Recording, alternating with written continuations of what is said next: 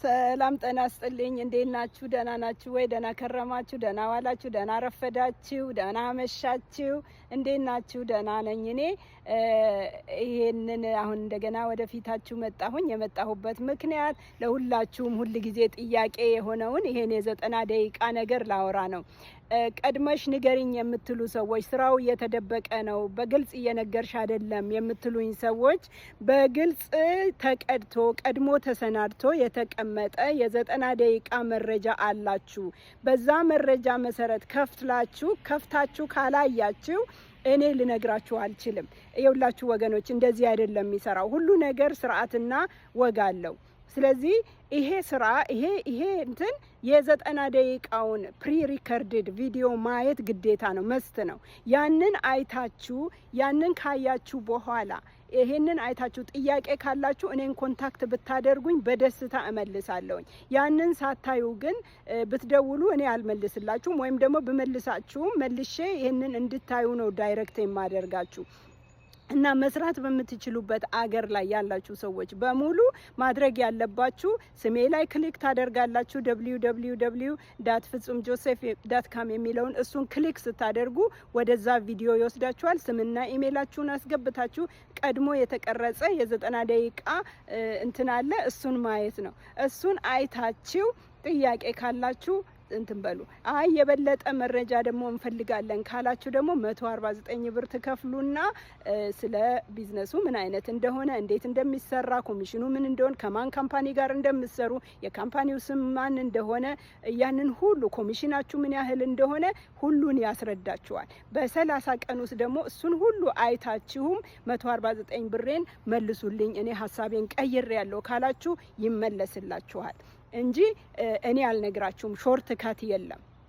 ሌሎቻችሁ ደግሞ መስራት የማትችሉበት አገር ያላችሁ እህት ወንድሞቼ በጣም እንግዲህ ለጊዜው ያው አብረን ብንሰራ እናንተ ናችሁ ደግሞ በጣም እንትን የምታሳዩትና እናንተም ከይቅርታ ጋራ እንግዲህ ለጊዜው ከዛ ካላችሁበት አገር አይሰራም። አልሰራም ማለት ደግሞ ሌላ ቀን አይሰራም ማለት ስላይደለ በቅርብ ተከታተሉ። ሌሎቻችሁ ደግሞ ወይ ሰው አታሰሩ ወይ እናንተ አሰሩ።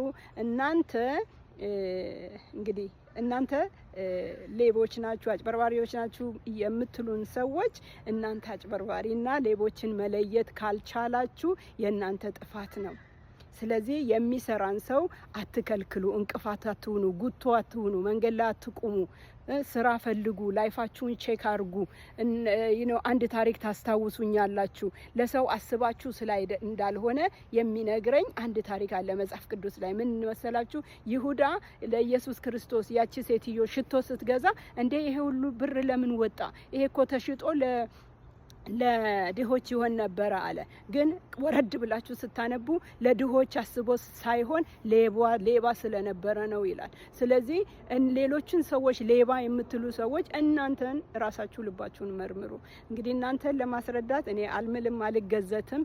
አድራሻ ያለኝ፣ መኖሪያ ያለኝ፣ ሌሎች ቢዝነሶች ያሉኝ ምድር ላይ ያለው እዚያ ወጥቼ ስናገር የሚያቁኝ ሰዎች አጠገቤ ያሉ ናቸውና እኔ የልጆች እናት ባለ ትዳር ምን በላችሁ በቃ ሁሉንም ነገር አካውንተብል ሆኜ ለማረገው ነገር ተጠያቂነቴን አይቼ ተጠያቂነት ያለበት አገር ላይ ያለው ሰው ነኝና እሱ ብዙ አያሳስበኝም። ግን ለማንኛውም እናንተ አርፋችሁ ተቀመጡ። ምክንያቱም ሁሉን የምታውቁ ይመስላችኋል፣ ግን አታውቁም ነው የምላችሁ።